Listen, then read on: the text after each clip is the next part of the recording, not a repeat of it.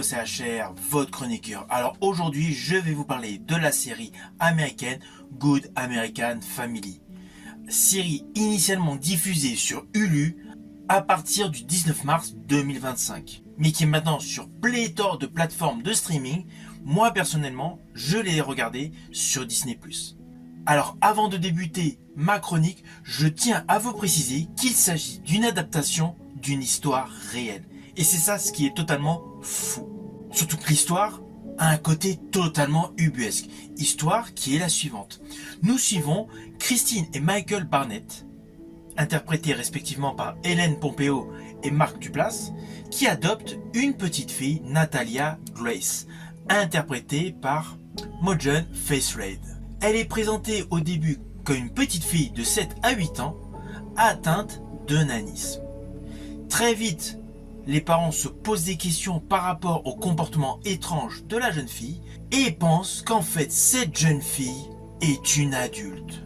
Elle se fait passer pour une enfant. Oui, vous avez bien entendu, cette petite fille de 7 à 8 ans en fait serait une adulte.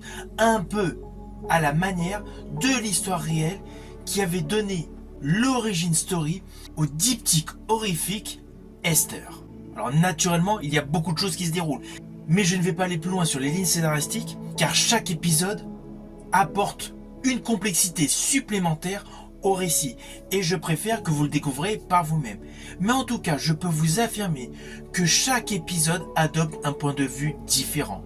On a d'un côté celui des Barnett, puis nous avons le côté de Natalia, et puis naturellement celui des médias.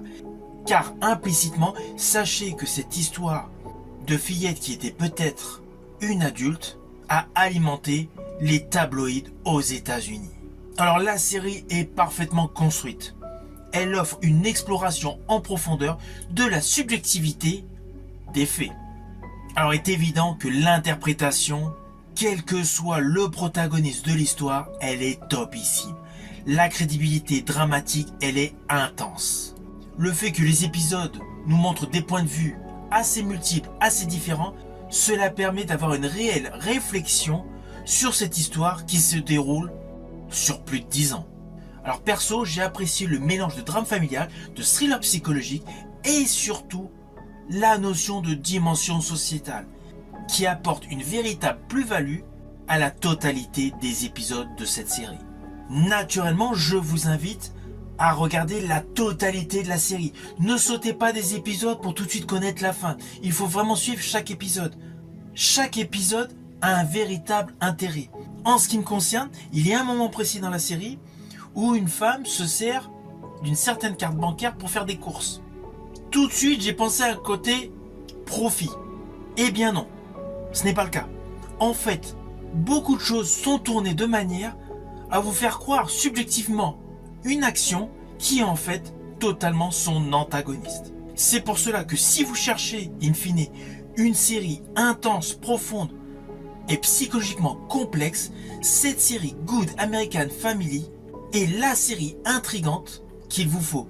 Elle est portée par des performances solides et a surtout une structure narrative ambitieuse. Elle est totalement faite pour tous les aficionados de drame familial, de dimension judiciaire et surtout d'exploration de la mémoire subjective. Cette série est actuellement sur Disney+. Si vous voulez qu'on échange sur cette série, vous n'avez qu'à laisser un commentaire. Je vous dis à bientôt pour une prochaine vidéo.